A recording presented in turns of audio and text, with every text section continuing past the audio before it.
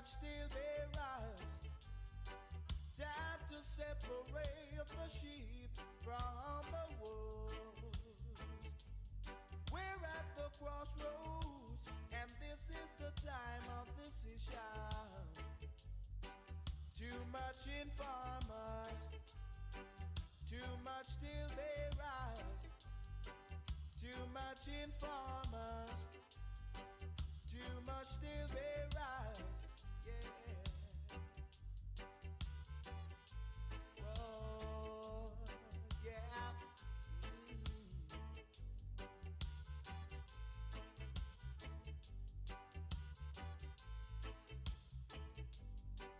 Too much watch and peep.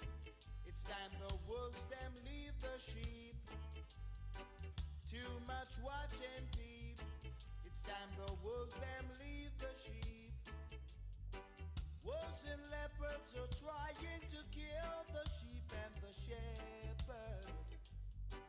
Wolves and leopards are trying to kill the sheep and the shepherd.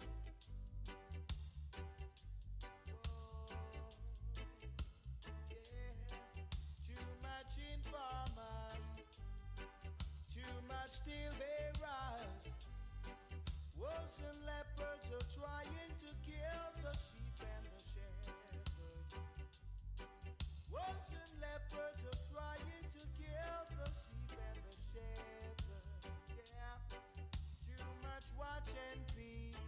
It's time the wolves them leave the sheep. Too much watch and peep. It's time the wolves them leave the sheep. Lion, yeah. Remember, girl.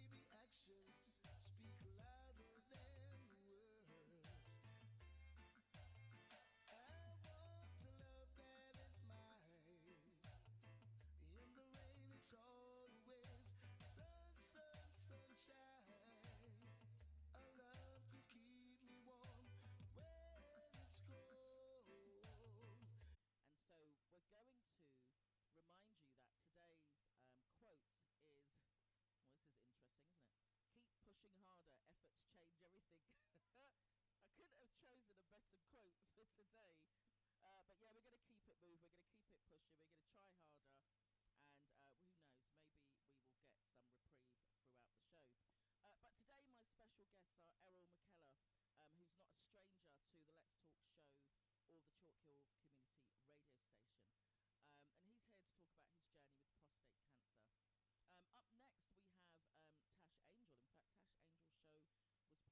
to talk about his journey with prostate cancer. Up next, we have Tash Angel. In fact, Tash Angel's show was playing before my show this morning. You couldn't have made that up either. And Tash is joining us today.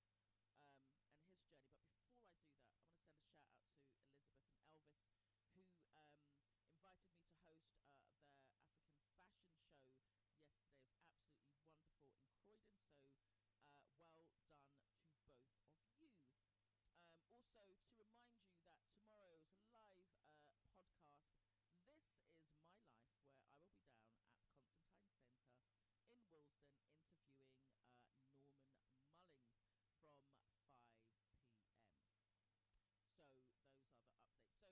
both of you. Also, to remind you that tomorrow is a live podcast. This is My Life, where I will be down at the Constantine Centre in Willesden interviewing Norman Mullings from 5 p.m. So those are the updates. So, okay, this is sounding very strange to me, but if Charles or someone can let me know how it's sounding to you. Okay, someone's saying I'm not coming through at all. Not coming through, but not coming through loud. I'm not quite sure. Okay, let me try something. No. I'm not quite sure. Let's see something. Let's try this. I'm trying some knobs and things. Let's see. I don't know if that sounds any better. It'd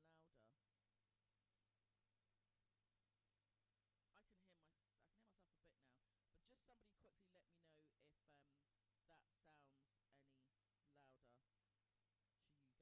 I don't know. Is that sounding any louder? I can hear myself a bit now. But just somebody quickly let me know if that sounds any louder to you guys. Show. It isn't your first time at the station, but what I do want to do, and I'm not sure if I've done this before, so this might be the first time. Yeah. I hosted an event. Big shouts out to Melvin Davis.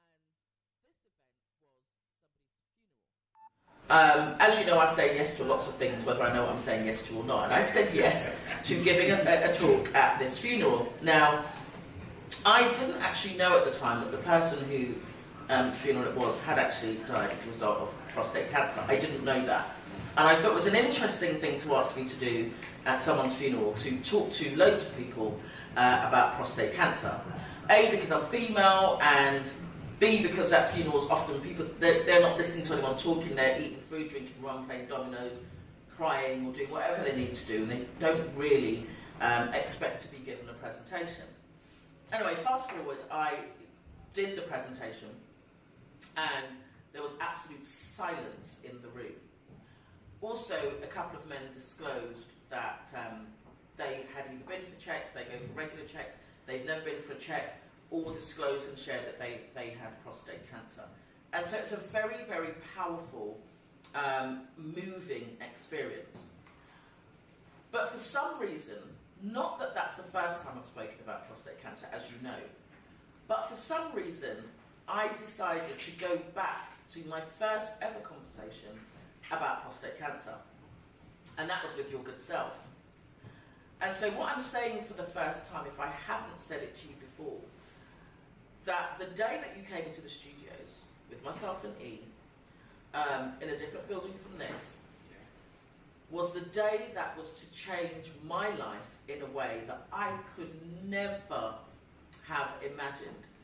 And so to you, I want to start by saying thank you so much for that first meeting. I think we say thanks to Diane Brown, because she introduced you to us, right? Yeah. But I wanted to do that big intro because I think it's important to reflect and to always remember, and I want you to know wherever I am, whenever I am, talking about prostate cancer, first and foremost, you come to mind. And I've learned what I've learned because of my experience with you. I am who I am in this space, at this time, with this topic, because of who you are. And so I just wanted to do that massive intro. So Errol, you have been on the show a number of times, and you know, you and I have joined together when we've done a number of health events, and we're going to be again together on 21st of March. But in a very short way, I'd like you to kind of just give us a synopsis of how your story started, because since that time, so much more has happened, and today I really want to do this so much more. So if we can hand over to you now to tell your story, in short, about how snoring led you to this point. Right, let me start by saying good morning, Blaze, good morning, Biggie, and more importantly, good morning to the Chalk Hill community, right? And I'm really, really thankful to each and every one of you, because this is like coming back home for me, right? You know, and I was very proud and very honoured to have had that first conversation and to see where we have got to now with this. Yeah, we're going to talk about my journey with prostate cancer. That started at the end of 2010 when my wonderful wife Sharon was complaining about my snoring. And before anyone comes back in and asks the question, snoring has got nothing to do with prostate cancer. But I always tell that because generally we find out by accident. You know, I said to her, if it bothers you that much, make an appointment with the doctor and I'll go. She did that, went to the doctor, read a leaflet, decided to make an appointment to come back and do the blood test. When I got to the reception, the young lady said, Mr. McKellar, you don't need an appointment. It's a simple pinprick blood test. It takes less than 10 minutes. At no point would I have imagined that was going to change the rest of my life. Went on, had that first blood test, and they called me back a couple of weeks later to do a second blood test. That was followed by a biopsy. Very difficult, very intrusive, but very important and needs to be done to determine the issues relating to the prostate. After that... Sorry, Errol, I'm going to stop you because the listeners are saying they can just about hear me and they really can't hear you. And what I don't want to do is I don't want to lose this very good, this very good, important interview that I've got with yourself and with Tash. So what I'm going to do is I'm going to play some music. It is Reggae Month, and guys, we're going to just we're going to switch over in a short time and do the interview by recording it and sharing it with everybody later on at some point today. So let me just play some music while we make some changes. I'm going to go to my long reggae list now that I hadn't prepared. I'm just going to play some random stuff, but let's see. Okay, we're going to play some Sly Dunbar, which is quite fitting. The late Sly Dunbar. So we're going to start with one of my favourites, Double Barrel, just like this, and a Big E. My special guest today, or my first special guest today, is Errol McKellar. Errol McKellar is a prostate cancer survivor, and he's also the founder of the Errol McKellar Foundation. He's the person that's changed my life, although he didn't find that out until today.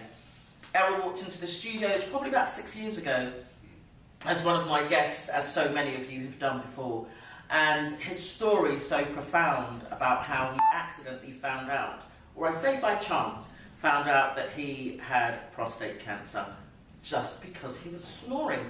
Errol will tell you though that snoring has nothing to do with prostate cancer. But Errol, thank you so much for returning to the Let's Talk Show live. You are looking really well, and it's always a pleasure to be in your company. So good morning, how you doing? You know what, I'm just so glad to be back here. It's like coming back home.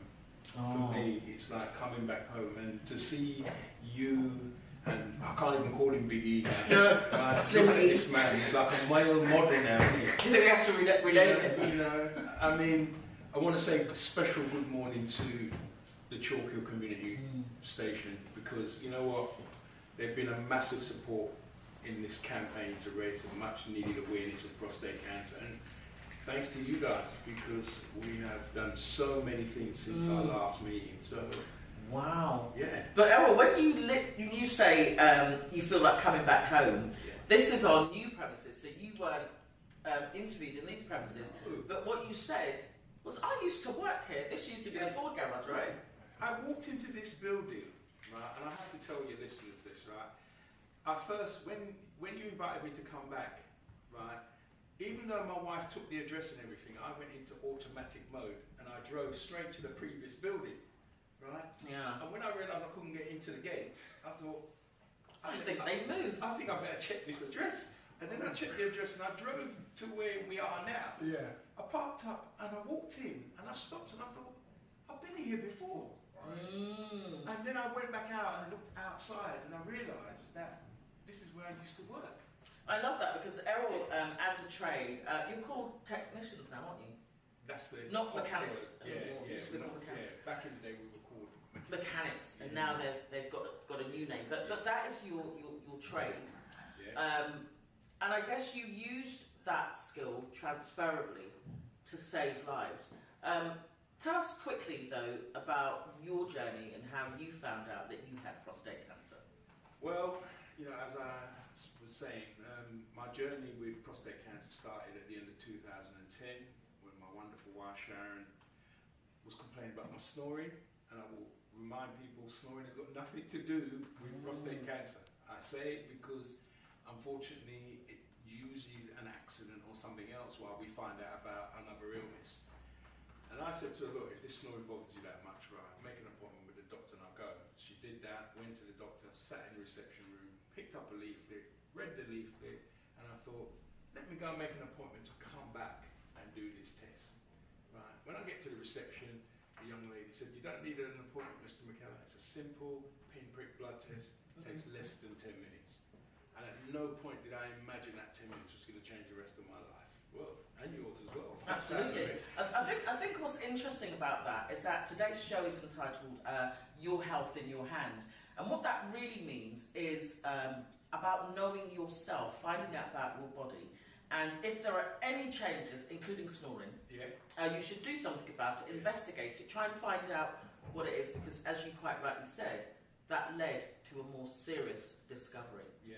So you'd spoken to Sharon, she'd had enough of your snoring, didn't want you on the sofa, No. so she said, go to the doctors and have it checked out. Yes. And we're just going to go forward a little bit. Yeah. That took you to a place where, I don't know if you ever found out about your snoring actually, because you've never told us that. Well, I have. Have you? I have, but I love the politeness of not having to mention it. But let me reiterate, the snoring, I now have to wear a mask. Okay. Because what happens, right, with your snoring is if you stop breathing. Yeah.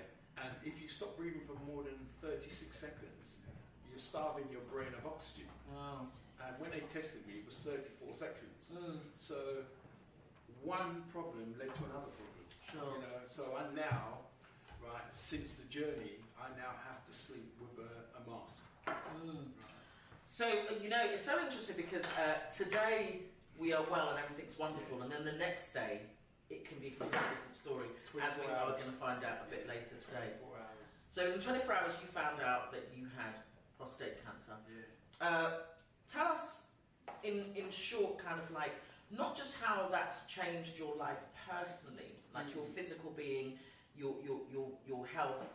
How have you gone on to use this to live your life differently?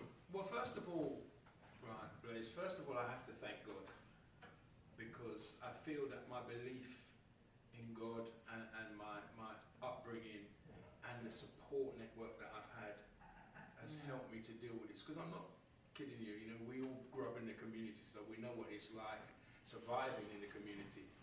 But this frightened me. This illness frightened me to the point that I sat in my car and I cried like a baby because I thought I'm going to die and there's nothing I can do to deal with it. And this is why women are so important in this conversation, because my wife sat in the car with me and she looked at me and she said, all the years I've been with you, I've never seen you quit on anything you've ever done. And ladies and gentlemen, I had to man up and I had to stop crying. You know, and I looked at her and I thought, is she having a go at me, or is this her way of motivating me to do something? Sure.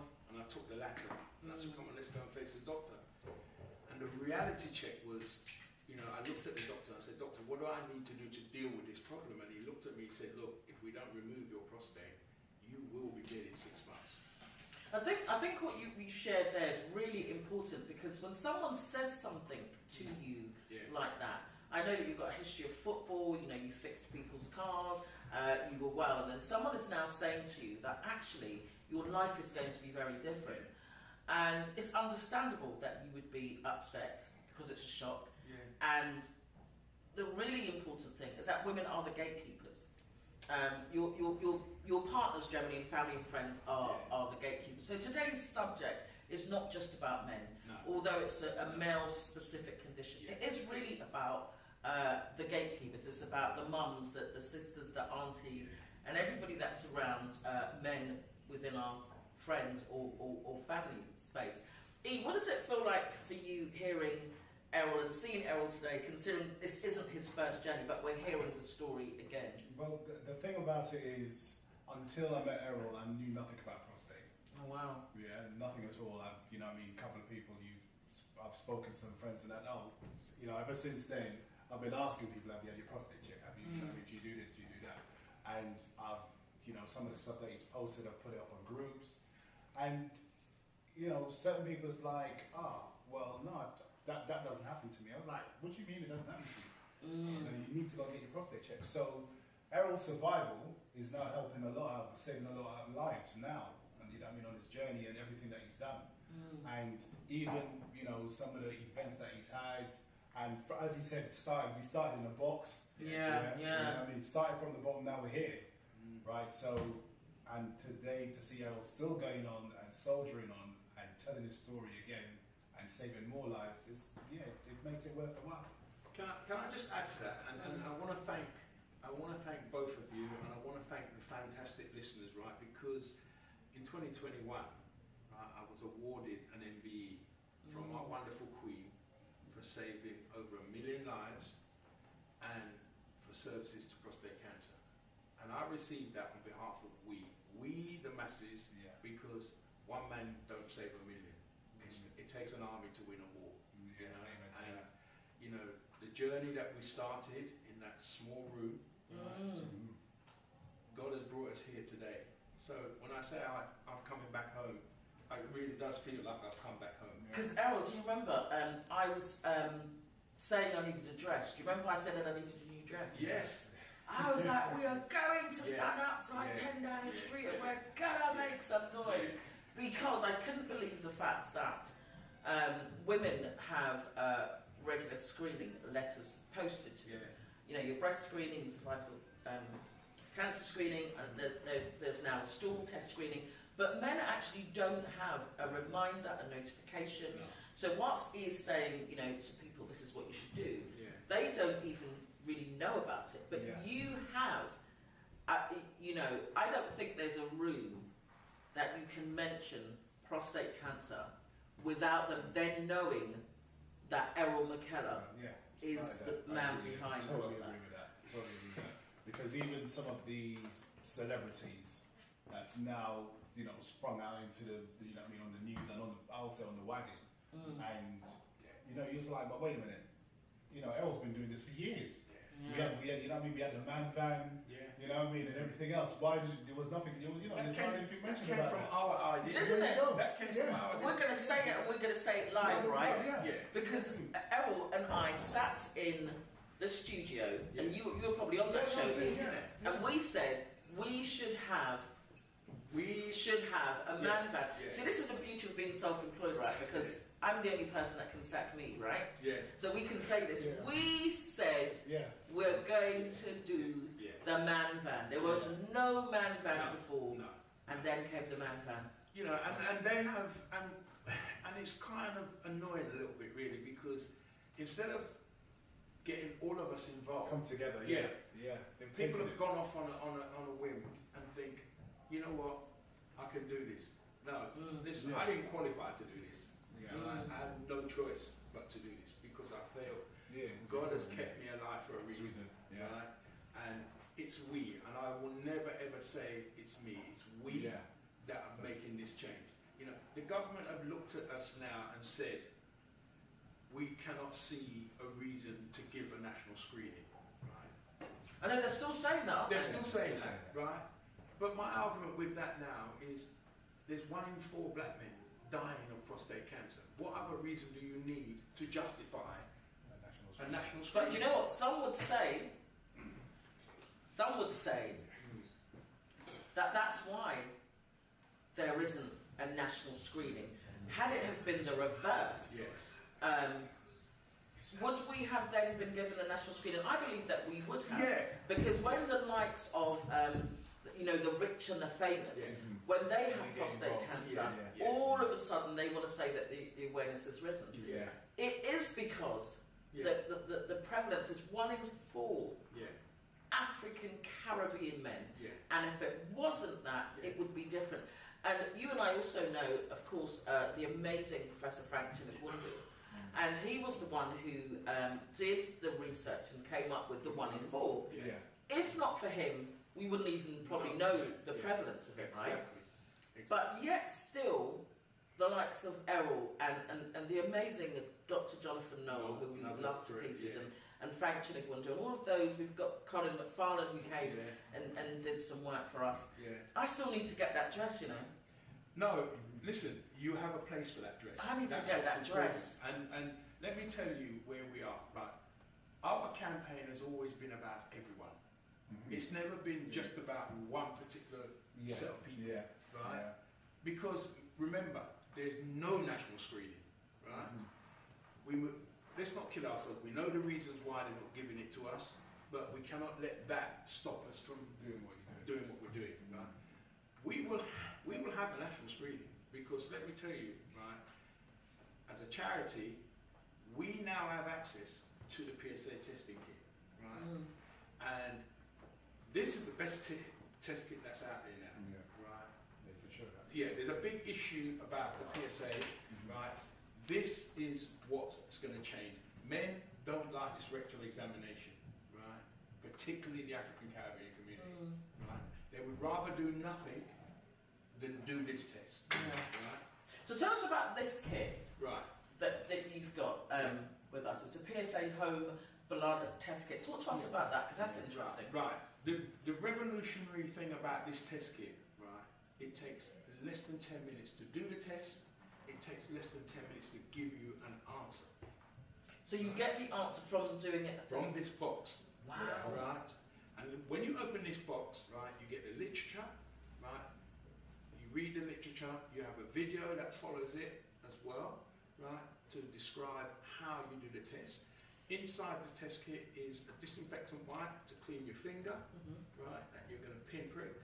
You're going to have a needle, a one-time use needle that you can pinprick your finger to take the blood. You have a pipette, you suck the blood on the pipette. You have a cassette with 2 readings on it. You've got a slide and a little small hole. You put the blood in the little small hole, and then inside here is a little buffer, a PSA buffer. And that is the game changer, right? You take that and you squeeze it on the blood, and within 10 minutes, it will give you a reading of positive or negative. So that is absolutely fantastic Yeah, and a real game changer. yeah. Was this created by the Errol McKenna Foundation? This wasn't directly created, right? But this is based on lots of information and lots of things that they've taken, not just from myself, Professor Frank, Dr. Jonathan Knowles, even yourselves have been involved in what's going on here. Because this test is very similar to COVID. Very similar to the I was COVID thinking test. that sounds like Very, very similar, Yeah. right? And the fact is, instead of sitting 3-4 weeks to get an appointment with your doctor, right, you can do this here and now. Do you know, I'm so moved by this. The only reason I'm not running around the studio is because there's too much wires. I feel like getting up and just circling the studio. I just You want have been to- involved in this. I want to run around because you have been involved in this. That is what we need to transformational. do, what we need to do as a charity is to get this out to everybody, right? And this is so simple. All they've got to do is go on the charity details, right? They can order it through the QR code, or there's a link. Because we've only done this a year, and we've done 5,500 of these test kits already since January last year to the end of the year. We are now first week, second week in February, right, or starting, and we are nearly 2,000 test kits gone already this year. Right? So, PSA home blood testing kit. Yeah. There's a wipe, you wipe your finger, you prick your finger, there's a small needle in there, Yeah. you take the pepper, you take the blood, you put it on the cassette, Yeah. there's a slider bit and there's a bit where you put the Yeah. blood and it gives you a small reading in 10 And minutes. it gives you a positive or negative reading, right? You just read the leaflet, it tells you all you need is 2 lines. You got a line on the C and a line on the R. The R is the recommended level of your PSA. Okay. Right? So you get a faint reading for that. You just read the literature, it tells you everything that you need to know. And so, Errol, you've got your home testing kit, you've done your test, and it reads positive.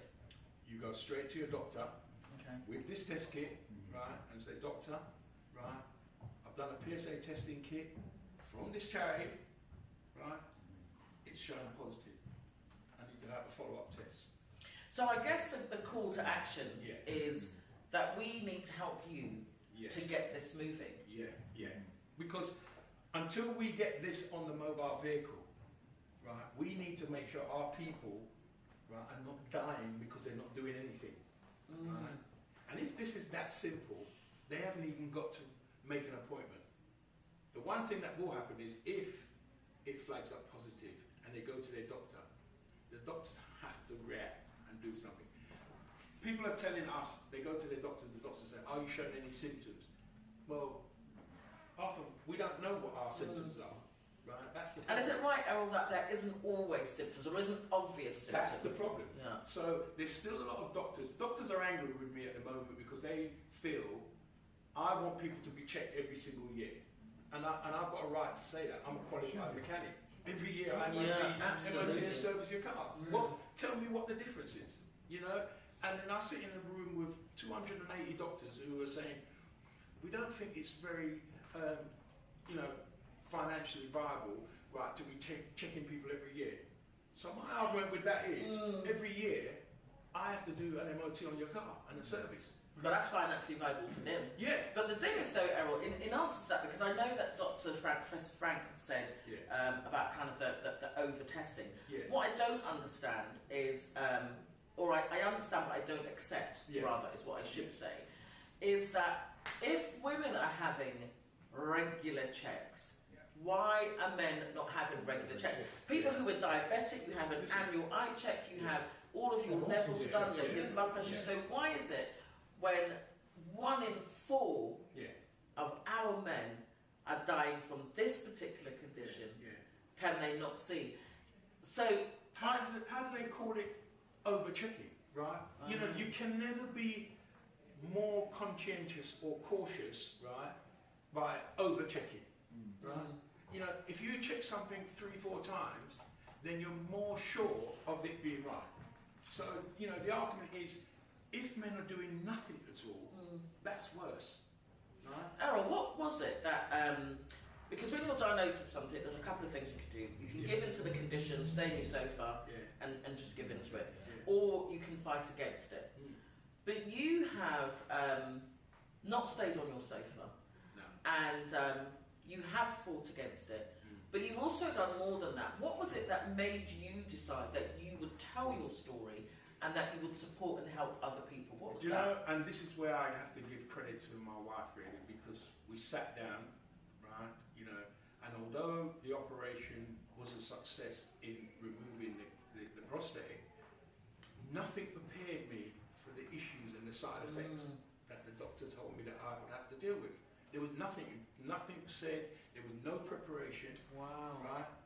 I sat down with my wife, I said, listen, I'm alive because of God and you and everybody else. So I need to find some way of doing something about this because I must be kept alive for a reason. I had 92.5% cancer in my prostate. They wasn't even considering saving anything. They just said, look, if we don't remove it, you won't be here. 92%. 92.5%.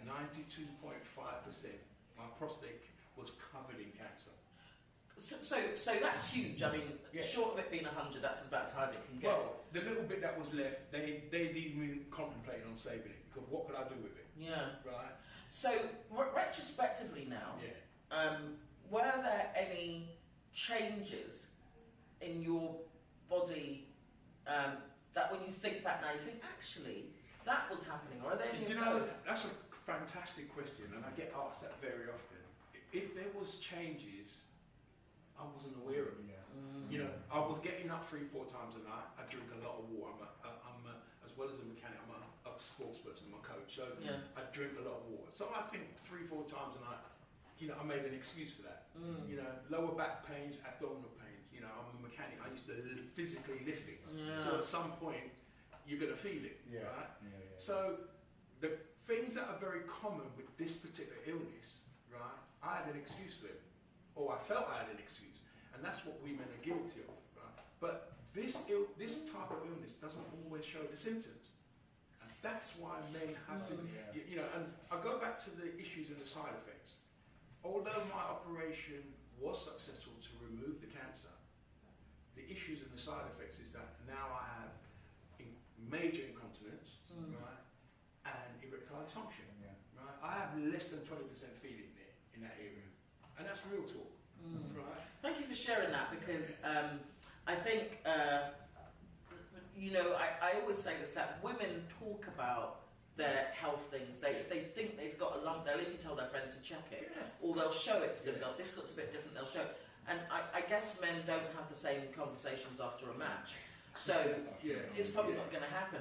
But I just want to go to E for a moment, because you know, you said that you've been, since meeting Errol, as I have, you've been talking to some of the people that you know. What are some of the responses? I think you alluded to it a bit earlier. What are some of the things that they're saying? I mean, some of the responses were pretty negative. You know, some people's like, well, I don't have a history of it in my family. That sort of thing don't happen to me. And I was like, are you serious? We're talking about your health, we're talking about your life here. So, you know, you have to you have to get yourself checked and go on, you know, make sure that you're okay. Because right now I've adapted like a prostate health kit myself. Yeah, I've got there's a thing called PT141, which is a nasal spray. Yeah, you can get it on Amazon, and you can use that to help your prostate health. You know what I mean? Certain exercises you can do to look after your prostate. Certain foods you can eat to look after your prostate. Yeah, it's not just about walking around, you know, thinking nothing's wrong with me. Yeah. So maybe, I know he's got all the gadgets, nose spray, maybe you should do some, should do some more about that. Can I say, you know what, he's made some valuable points here, right? Because what we need to look at now is to get to men before this becomes a problem, not wait till it's a problem. Because, you know, something has to be put in place, because, right, first of all, right, it's about you as an individual. What do you need to do to change, right? And more importantly, you need to start knowing the history of the cancer in your family, because as we've been, as a charity, been involved in the research work, we have now found out, right, that if mum's had breast cancer or cervical cancer, the BRCA genes are the same as prostate. So all of a sudden, the shock of finding out that you've got this, right, goes a lot deeper than just that. And the reason why I say that is because when I was diagnosed, I went to my dad and I said to my dad, Dad, I've been diagnosed with prostate cancer. My dad didn't even look at me, he walked away, and when he was walking away, he said, I had that 5 years ago, son. And for the 10 years that he lived after that conversation, he never told me and my 3 brothers what it was that he had. And that is so common, right?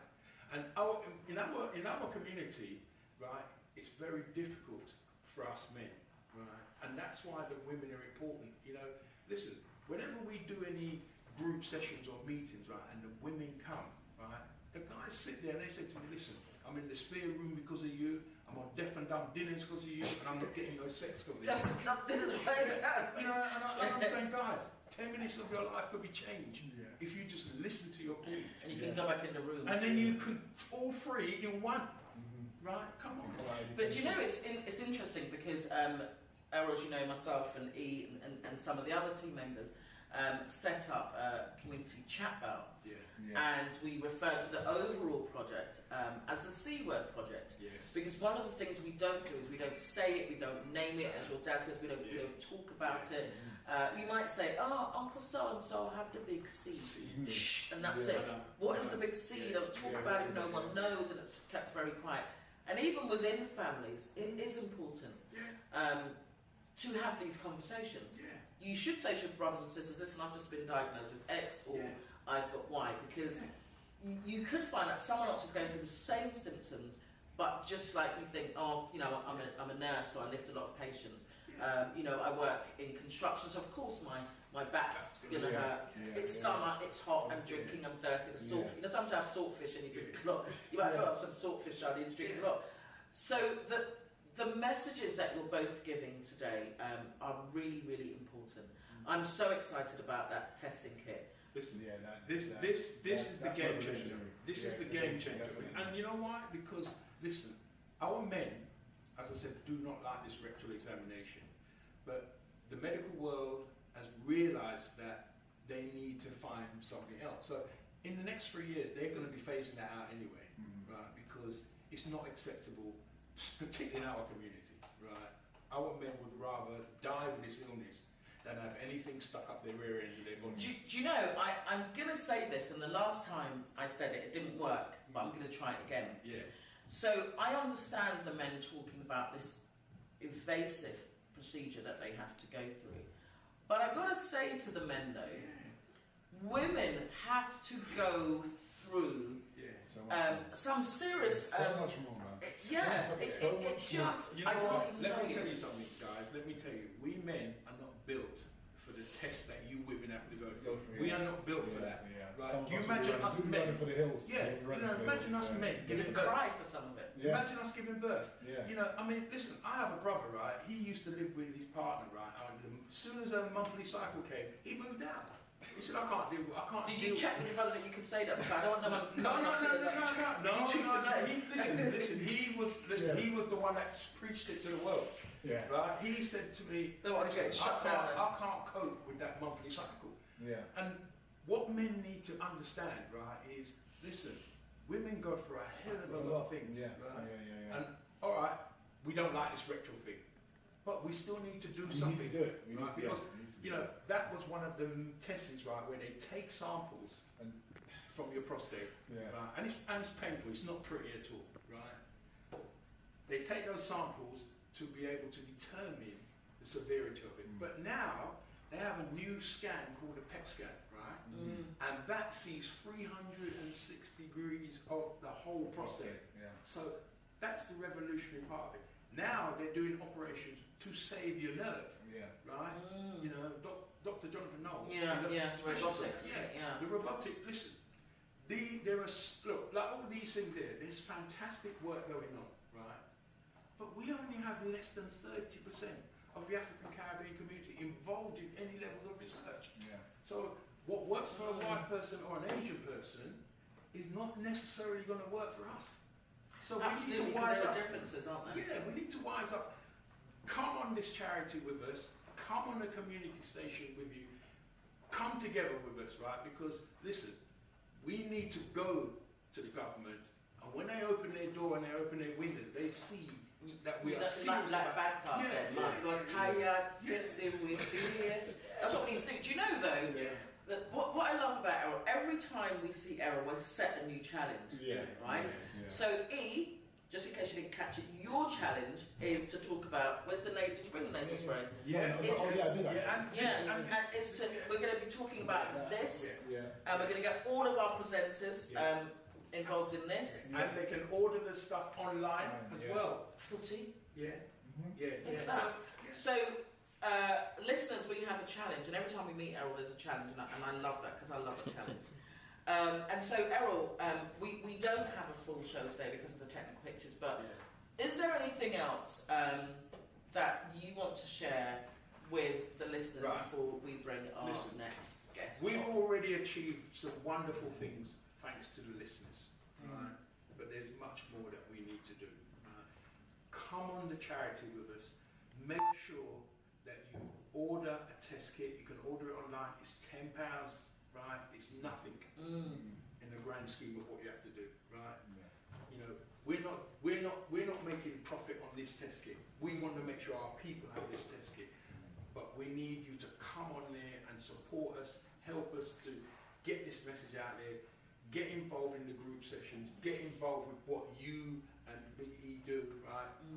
Listen, it's a community that's going to change this. Absolutely. Errol McKellar's not going to change this. And do you know what our song was going to be? We're all in this thing together. It was going to be It's a that. great song. Yeah, it was It's a going to be great that. song. And when you look at our music, everything, right? You know, my favourite artist is Dennis Brown, and he does a tune called Things in Life, right? And when you listen to the words of that tune, right, that is my motivation, right?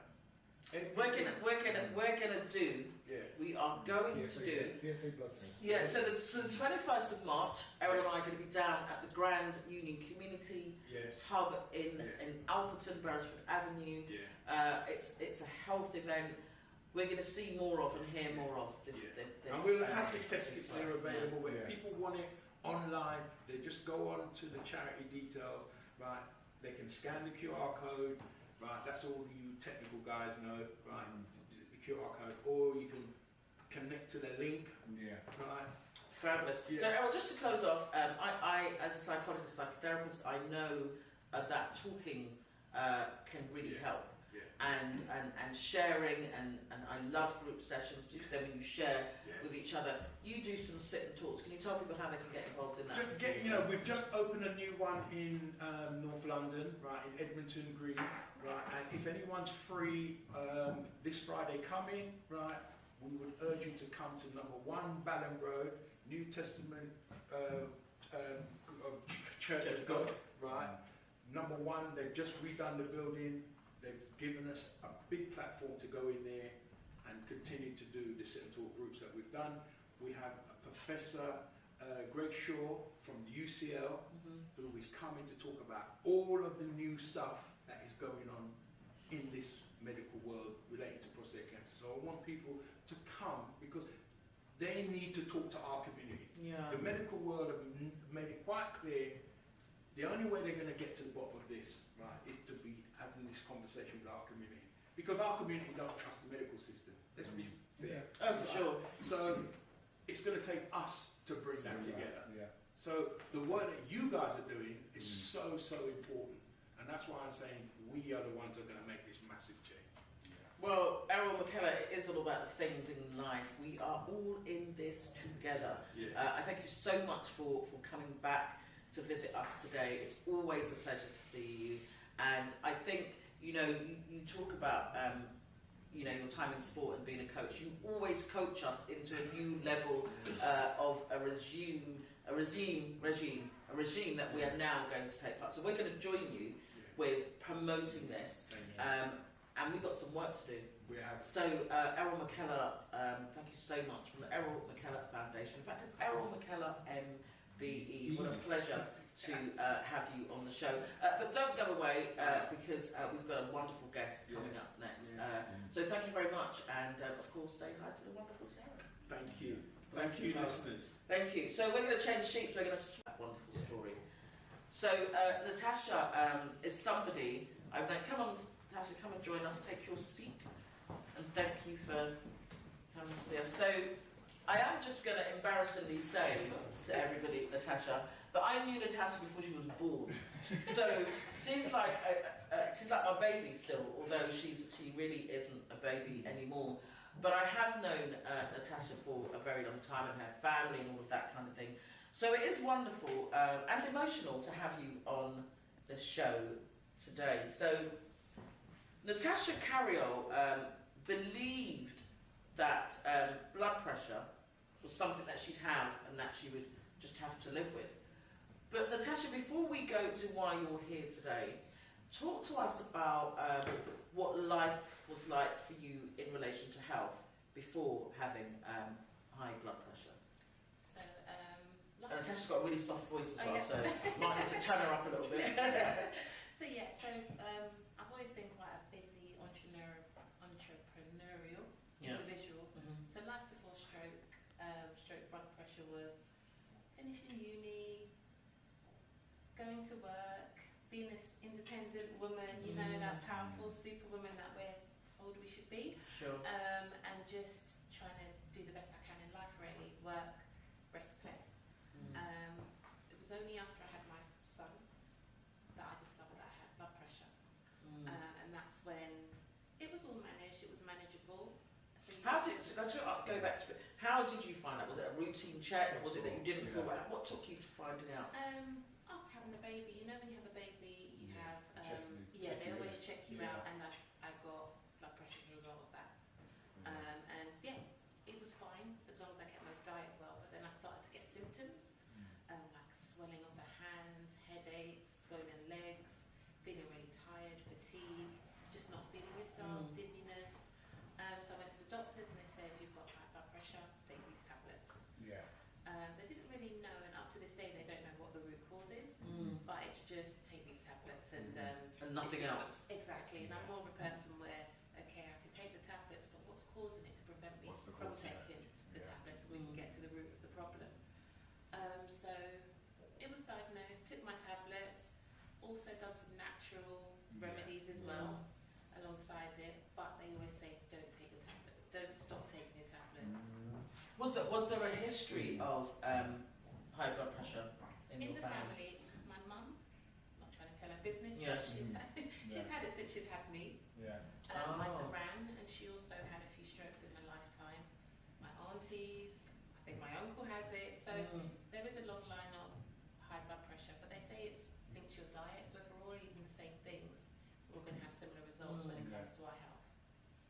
And I know we're not medically trained, but I think there's probably some additional stuff including your diet, and there are some other stuff Yeah. as well that can cause that. So you've basically been fine. You entrepreneurial, university, busy. You have a baby. Part of the routine checks tells you that you've got high blood pressure, and then you start to actually notice some of the symptoms, feeling a bit dizzy, swollen hands and feet, and that kind of thing, and headaches. Yeah. And they say take some tablets, right? Yeah. They always give you Amlodipine or like Exactly. I know it. The That's first- exactly. your 5 milligrams. There you go. Yeah, and 5 or that's 10. Yeah. I can resonate with that. Exactly. So it's just like, okay, let me take these. Don't really see any difference. You might not take it one day. And let me eat a vegetable and then I'll be okay. Yeah. Have a carrot. As soon as it's linked to diet, have a carrot. Yeah. Literally, let me try. Did you change your lifestyle in it? Was there any conversations about lifestyle or things to look out for? No. No, and that's one thing we should have, because, you know, as humans we always get stress. Stress from work, stress from relationships, stress from family. And what I've learned on this journey is that you've got to eliminate your stress. At that stage of my life, I didn't. So I had external stressors coming into my life, which made my blood pressure high. You know when your parents say, where's your blood pressure? Yeah. It's That is the literally same. true. It's the same. Yeah. Yeah, it's the same. Yeah. So I went on a journey of life and actually left the country. And I Oh, thought, yeah, you know I what? remember. Yeah, I moved to St. Lucia.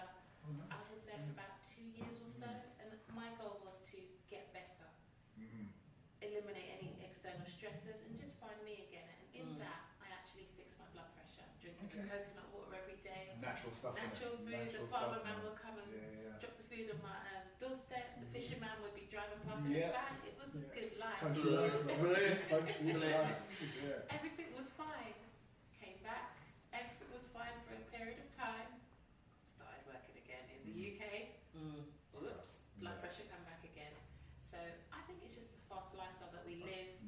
Also, we are ones who do like a little party, a little drink. Yeah. A little Spoil dance. yourself for once in a while. Exactly. Yeah. But that said, Tash, you're quite young now, so you would have been quite young then, right? Yeah, I mean, I'm in my 40s, I'm 40 So- plus, so not that young, kind of middle aged, but Yeah. So the thing with that is that you, I guess, were doing the things that people of your age would do. You do a bit of partying. I mean, some people do it a bit more than others, but you do. You go to work, you do a bit of partying, have a drink if that's the thing, and even if you don't drink, you might be out and having fun with young people. So I think it would seem quite fitting that you were doing what you're doing, but I guess all things in moderation. yeah. And I think I come from the binge Britain era. Okay. You were like raving Monday, Tuesday, Wednesday, Thursday, Friday. I was saying this to my friends, we're literally binge Britain, aren't we? But no, even when I've calmed that lifestyle down, which it wasn't like wild party anymore, but it's still present. So anyway, got back to the doctors, more tablets, increase your dose, more tablets. they just throw more tablets, Yeah. take 3. So you've gone back because you've noticed now, returning to the UK from St Yeah. Lucia, your blood pressure was, you could tell it was going up. Yeah.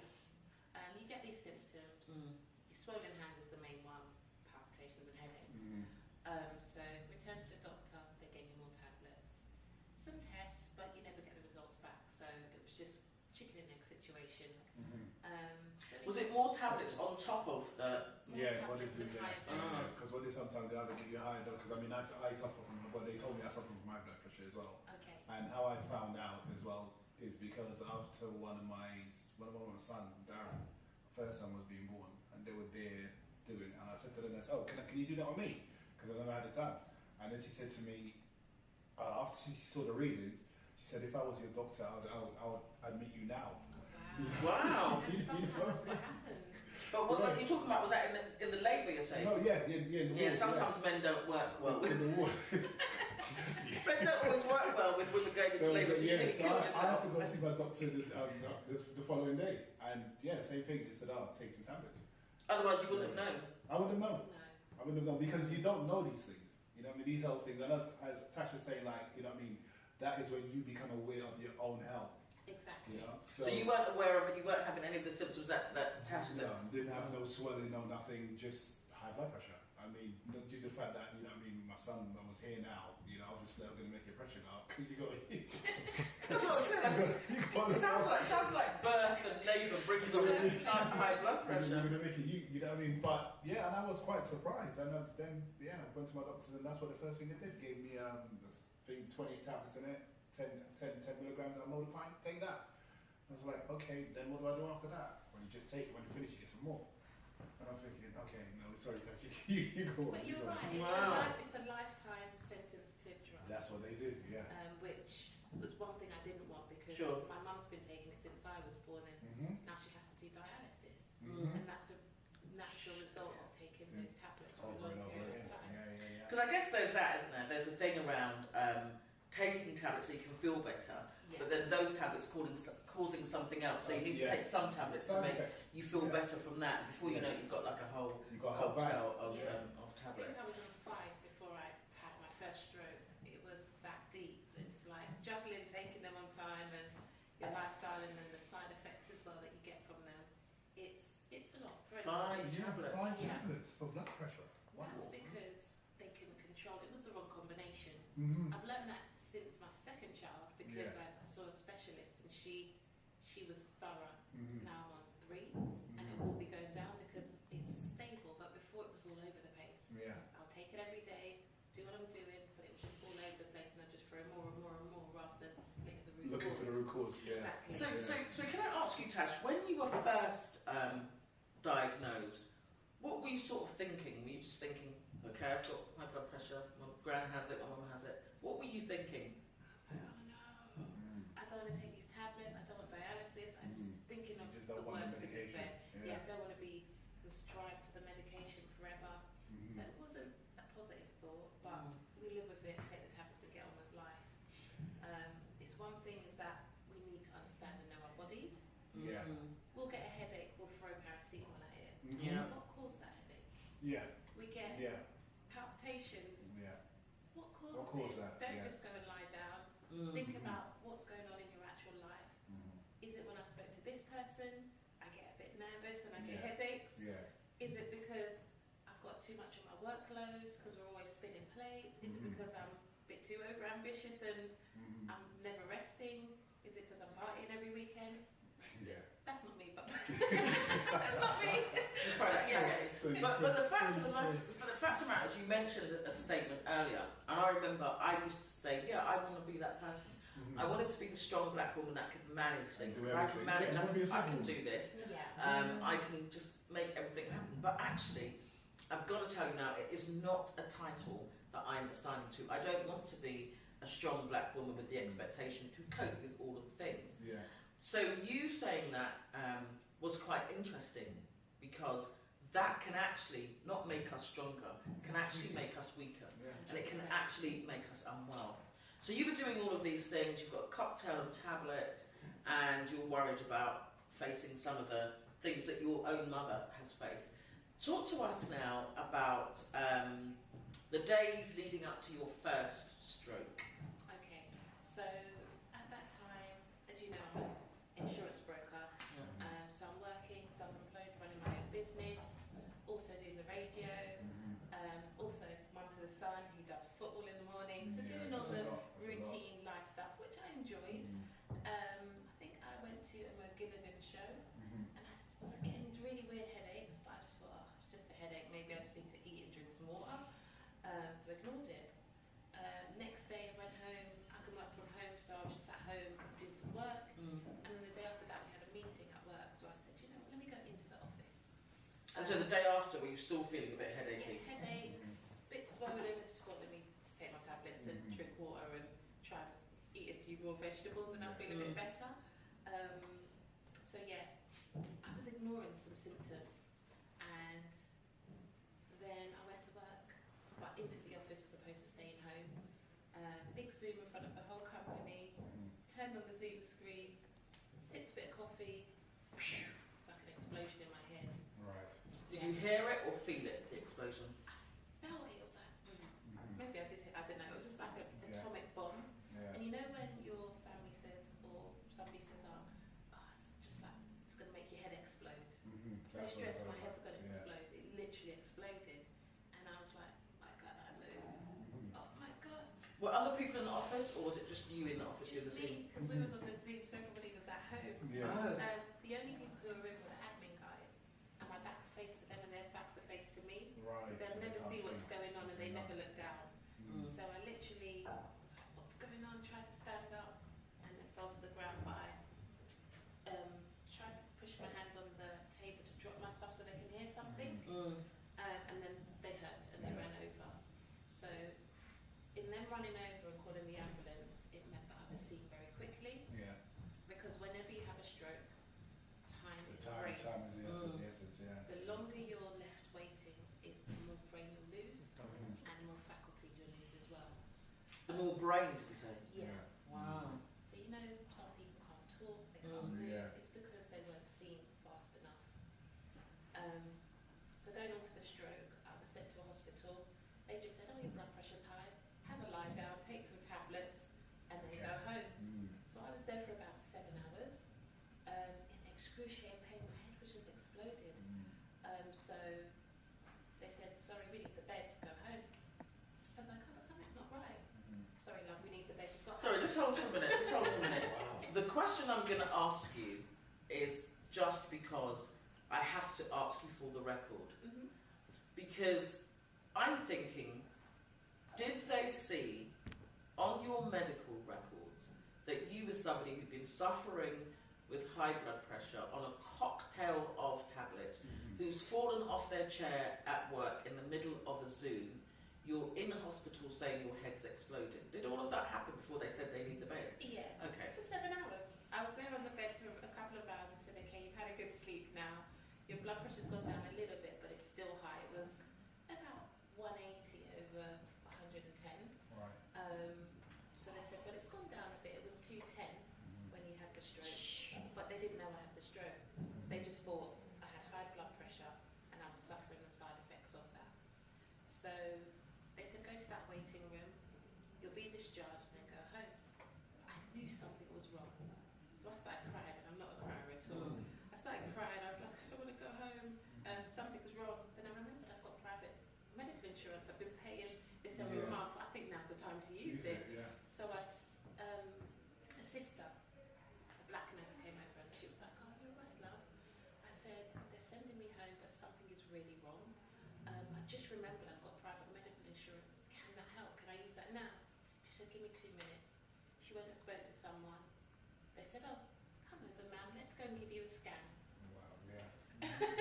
Because it's going to be paid for. Oh, yeah. So they took me in for a scan literally 10 minutes later, and they found an aneurysm had popped in my brain.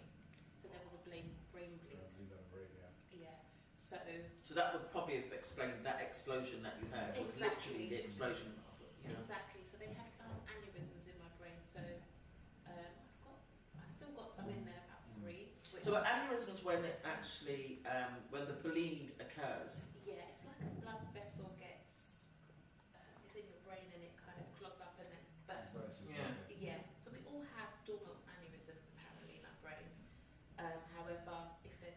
too much blood pressure or the blood pressure's wrong or certain factors happen, it can explode and cause the brain to bleed.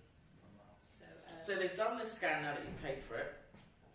And they have to pay for it in the end because it's their obligation to help us. They find these things. Yeah. So you've used a medical card, your private medical insurance, to say to them, you can pay for this if it needs to be done because you're worried and you know something's wrong. Yeah. And then they find the aneurysm. What happens next?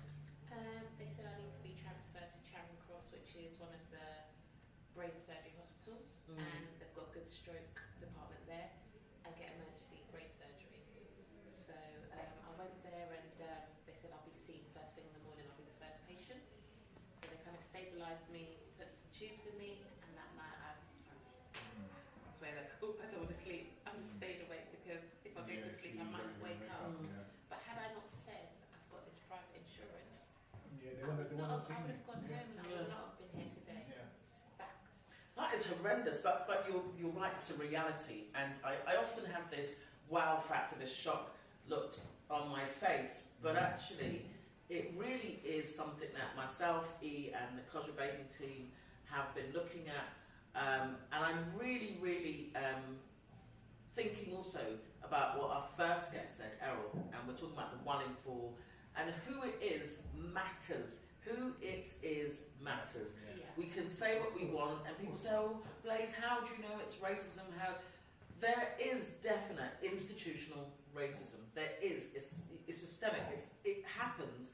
And so when we say, actually, I still don't feel well, they can say, oh, but we need the bed and you need to go home. Yeah. Because you could have gone home, as you quite rightly said, if you didn't have the whereabouts for yourself. And even the emotional energy, because when we're unwell, when we're that unwell, we often can't think straight for ourselves, and we need someone else to advocate. So fortunately, you had enough energy, enough of whatever it was you needed, to make that decision. Listen, this is not happening. Yeah, and I mean, I did raise it with the reception when I was at the first hospital. I said, sorry, the computer says no, and literally you've got to go home. Had that nurse that walked past and saw me crying and had a bit of empathy, it would have been a different story. Because other nurses walked past, they just looked, they're busy. Yeah. We all know that the NHS is strained, so they were just busy trying to do their job and catch up with all the people that were there. That's all. I can't take it personally, but seeing the person who came and helped me and actually took that extra step made me realise that, you know, we are here to look out for each other as well. Yeah. We have to, because they understand, because that is true. Systematic history, I've experienced it many times.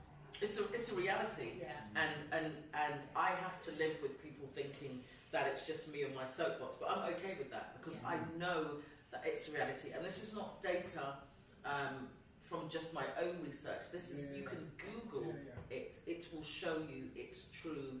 It's a thing. Us African people, we got a lot to handle.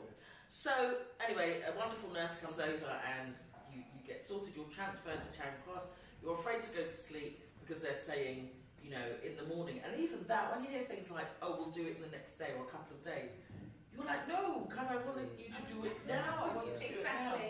So, okay, so you're at the point now where you're trying to stay awake because you just want this done. Yeah. Take us to the next steps. What happens next? So the next steps were they took me down. The doctor came, spoke to me about the procedure, that they're going to put some stints in my brain. Did you even know what that meant? No. So they explained it to me. They're little metal rods that clip to your blood vessels, I think, and just prevent others from popping.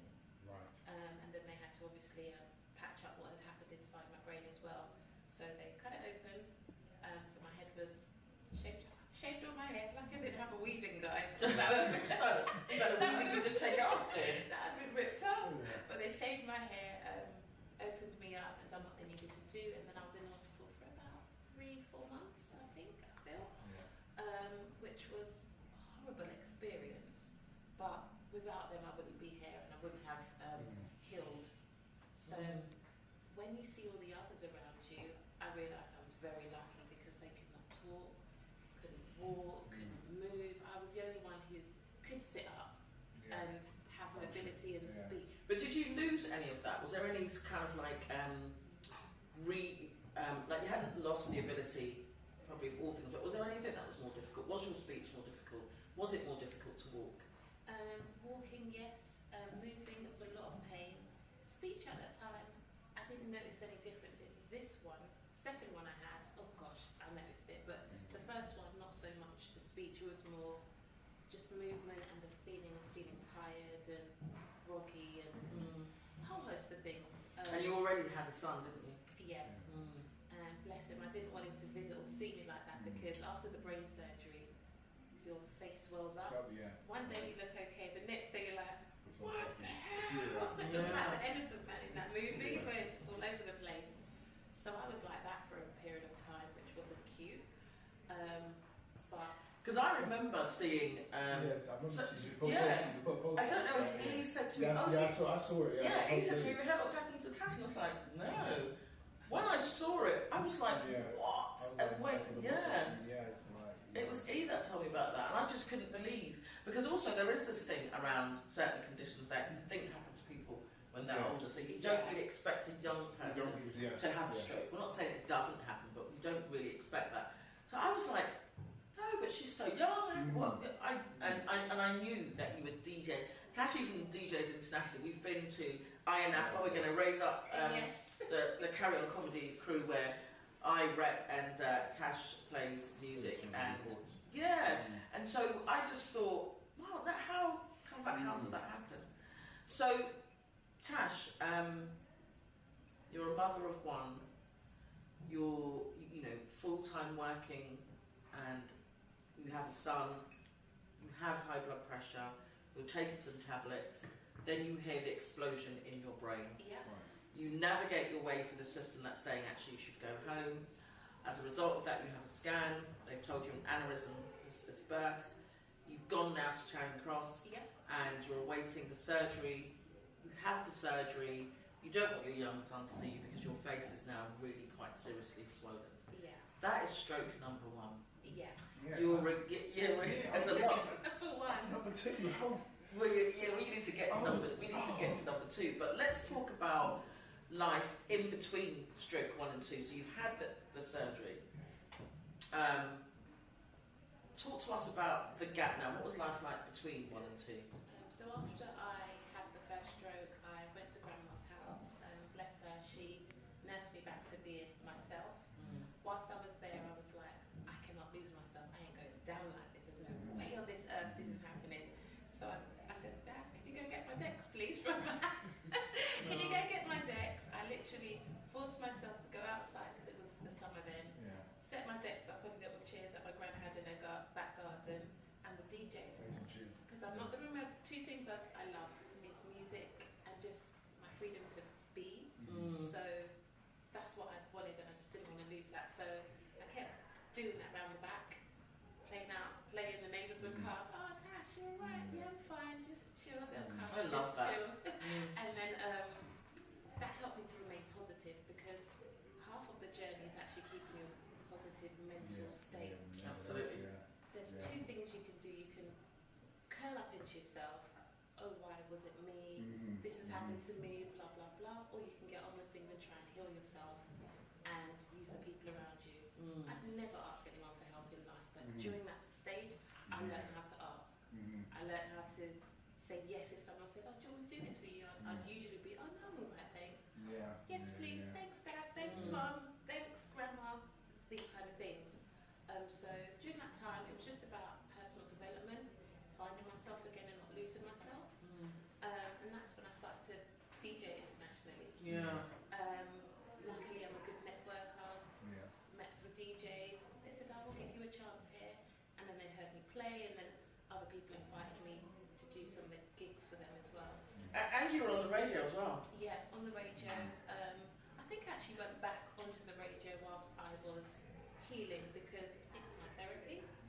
So it was just something I thought, let me try and get back to as normal as possible.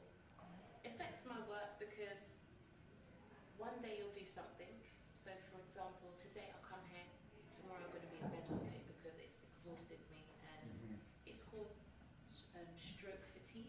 Right. where I could do my shopping on a Monday, but I may be sleeping for the Or next the 2 Tuesday. days. Do you know, Tash, I don't want to hijack your moment, but I'm thinking of doing a video or something on fatigue. Okay. Because unless you have experienced fatigue, It's another thing. you don't know what fatigue is. No.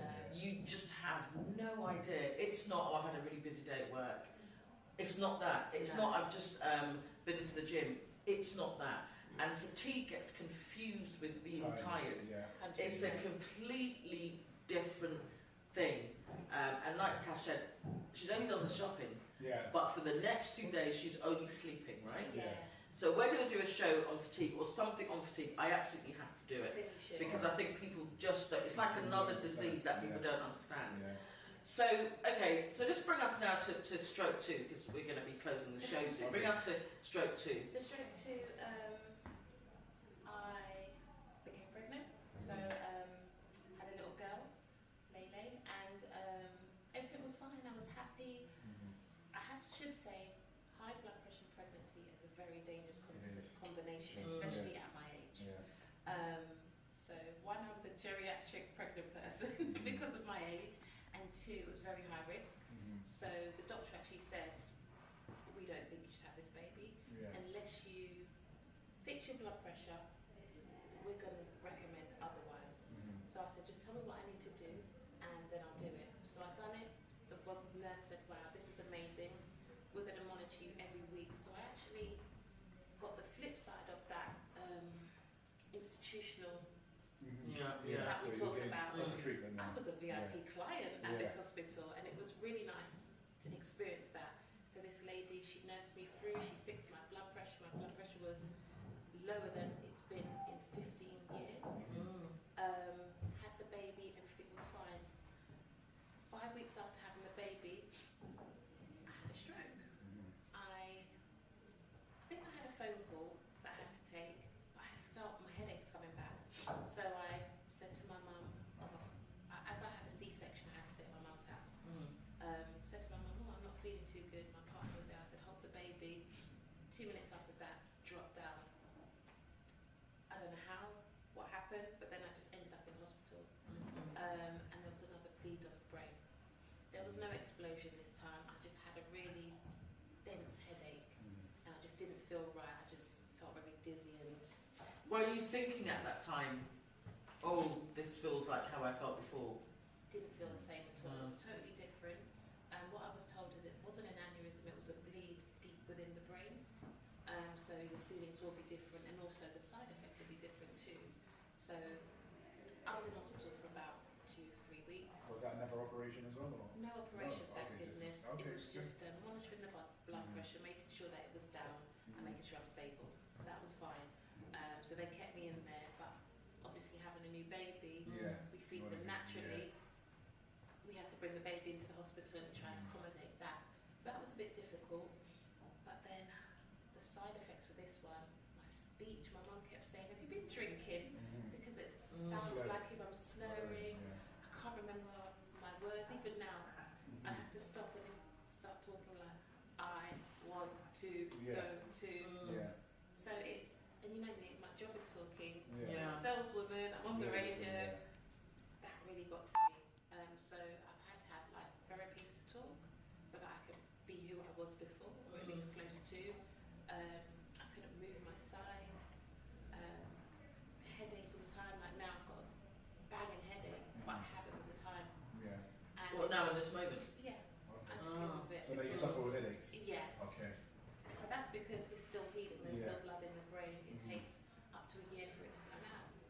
So it's just one of the side effects, but we're getting through it.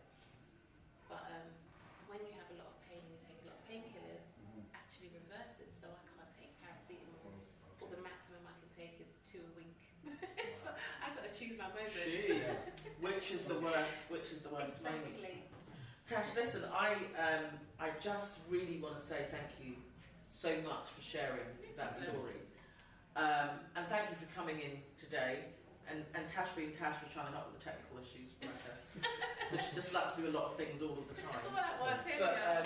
But thank you for sharing. And also, you're going to be joining us on the 21st of March. Yes. alongside our first guest, Errol McKellar. But I want to say thank you for that, because it's important for other young people 100%. to know. He has Well, his own experience. Actually, I wanted to ask. There's a couple of questions I wanted to ask because I suffer from high blood pressure as well. But what that stuff I've done, I've kind of like done some research myself. Look at natural foods that keeps your blood pressure down. Okay. Yeah, and I live with a blood pressure machine. Yeah, I was going to ask you if you've got one of those. I've got 3. You've got 3. Okay. But the question is, how do I often always check? how often do you use it? Not often enough. Right. So for Exactly. me, it's morning, noon, and night. You know what I mean? I even take mine to work with me because I'm in the office on my own. I'll flip it on. You know what I mean? Then that will tells me what's going on. Yeah. Yeah. So I was just wondering if that's the way. What I was going to ask about is what's your actual, condition like now, living as you know that you've got high blood pressure, and from a stroke survivor. So it's more stable now. I'm blessed to have an aunt, Ewana, who is a nutritionist, Right. natural. So who also makes my jewellery, can I just Yes. add? Oh, It doesn't just make you well, it makes you look good. exactly, and well at the same time. So when I was in hospital, she came and she brought me meals, carnivore diet. She advised where you just eat meat, avocados, and eggs. And it helped me to lose my baby weight, but it Yeah. also has stabilised my blood, helped me to stabilise what's going on inside as well. Yeah. And I find when I steer off that diet, You start to e.g. go south, fast you food go and south, things like you that, go south, exactly. yeah. When I keep to it, I'm very much balanced. So diet is a big part of it, and lifestyle. And you're right, checking your blood pressure. I recently worked with the Stroke Society, and that stories that they put in the newspapers encouraged my friend in Saudi Arabia, her and her husband, to check their blood pressure. He was admitted into hospital. He was in the middle of a crisis and he did not know. Because they read the story, they went and checked their blood pressure, and it actually helped save his life. So it's like awareness of checking yourself out, as the gentleman before me mentioned, is key with everything in life. We've got so much work to do now, because whilst I'm there having this conversation, I've kind of even forgotten my own experience of saying one day, oh, my face looks a little bit swollen, what's that about? And going to the GP and not coming back home for a week. Oh wow. Because I ended up in hospital with a blood pressure reading of 230. And they were looking at me as if to say, we don't actually know how you're alive. And in that time, I was just like, back in a minute. I said to my partner, back in a minute. And you imagine leaving home, back in a minute, and you're back a week later. That's the next time you return home. And I didn't really, aside of that slight swelling, I was like, and a swelling wouldn't ordinarily be something that would take me to the GP, but I just thought, that's weird, I didn't look like this yesterday, and that's all it was. And only when I went into the hospital and they were telling me to do some things like walk in a straight line, I was like, why can I not walk in a straight line? Yeah. But before that, I didn't know. So we are talking about some silent killers. We are talking about the fact that he didn't know that he had high blood pressure until observing the delivery of his son. Funny but true. And Tash, a super mama of 2, entrepreneur, DJ, internationally otherwise, radio presenter and all of that wonderful stuff, should suffer 2 strokes at a young age. So thank you for sharing. We are going to be again together on the 21st of March, but I do want to say we are going to wrap up today's show. Thank you so much for coming in. Your song choice, though, we'll talk about it because we can't play it, was... Got the name so much. Oh, it was... I'm afraid it was a bit funny sometimes. was... I can sing. I know, not you to me out everything. It's not that. It's like that. It's Ken Booth. Ken Booth. Everything I own. Everything I own. Yeah. Ken Booth. Everything I own. Yeah. Tell us why that was your choice. I know we've taken us that long to work it out. Why was that your song choice? I recently lost my gran, and I don't know why, but that song just came to me. It's one of these songs I've always liked. You see when the grannies dancing and stuff, but it reminds me of my gran, and I kind of play it a lot when I'm thinking about her every day. So Yeah, every day, all the time. Yeah, but it just helps soothe the soul a bit. Thank you so much. Well, wow. What a wonderful show we have had today. Guys, you've been tuned in to the Let's Talk show live with my host, Big E. Of course, I'm your girl Blaze. We've had our special guest, Errol McKellar, MBE, who is also the founder of the Errol McKellar Foundation. And our guest closing the show today is Natasha Carriol, who talks of being a 2-time stroke survivor. But listen, thank you for joining us. You can catch us live on air every Saturday from the hours of 11 until 1 p.m. But in the meantime, it's your girl Blaze, and I'm out.